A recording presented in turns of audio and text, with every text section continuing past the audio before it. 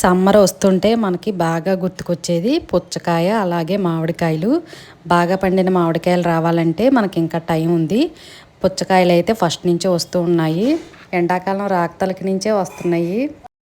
నా 9th 10th చదువుతున్నప్పుడు చిన్నవి నాటుకాయలు ఉండేవి.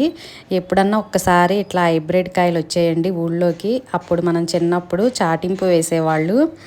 బొడ్రాయి దగ్గరికి ఇట్లా పుచ్చకాయలు వచ్చినాయి అనేసి.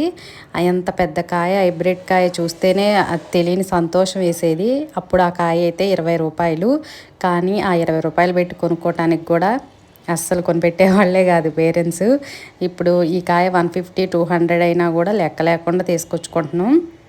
కానీ చిన్నప్పుడు తిన్న నాటుకాయల టేస్ట్ అంత అయితే ఈ కాయలు ఉండవండి.